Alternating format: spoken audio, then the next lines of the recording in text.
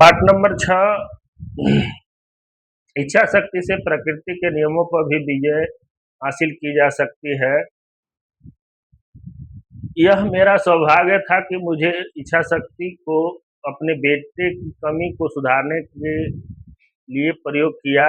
इससे अच्छा शायद यही किसी को इतना नजदीक इस सिद्धांत का प्रयोग करने का मौका मिले। अगर प्रकृति इस इच्छा शक्ति के सामने झुक सकती है तो किसी व्यक्ति या इंसान की क्या औकात है कि वह इस इच्छा शक्ति के सामने समर्पण न कर सके। यही मस्तिष्क के शक्ति की विशेषता है। हमें यह नहीं पता कि यह कैसे काम करता है। हर व्यक्ति, हर जगह और हर वस्तु के लिए यह सिद्धांत बिल्कुल अलग तरह से काम करता है। शायद इस बात को विज्ञान सिद्ध कर सके। मैंने अपने बच्चे के मन में यह बीज बोए जिससे वह सुन और बोल सके, और यह वास्तविकता में उसने सिद्ध कर दिया। मैंने अपने बच्चे के मन में यह सुझाव दिया कि कैसे वह अपनी इस कमजोरी को अपनी ताकत बना सकता है, और उसने भी ऐसा कर दिखाया।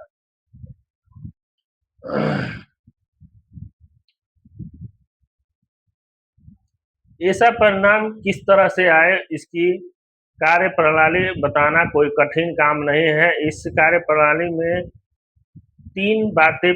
पहली कि मैंने विश्वास किया अपनी इस इच्छा पर कि वह सामान्य रूप से सुन सकता है, जो मैंने अपने बेटे को बताई। दूसरा कि मैंने हर उस वक्त तरीके से अपनी बात को दृढ़तापूर्वक लगातार प्रयास से उस तक पहुंचाई।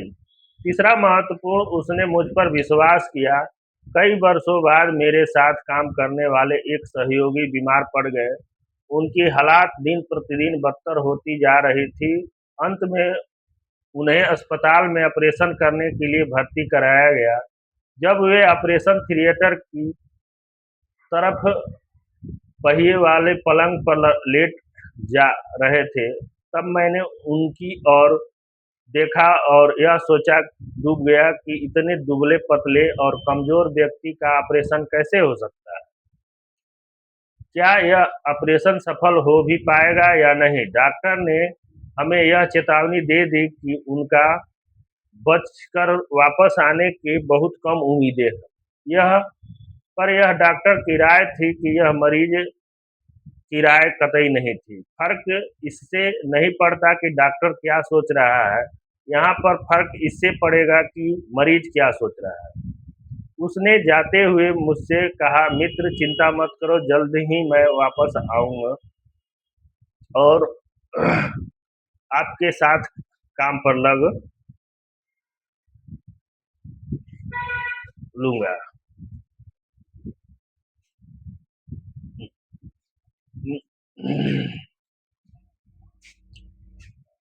बैठिए बैठिए, 2 मिनट खाली बैठिए, बस हो जा रहा है 2 मिनट में।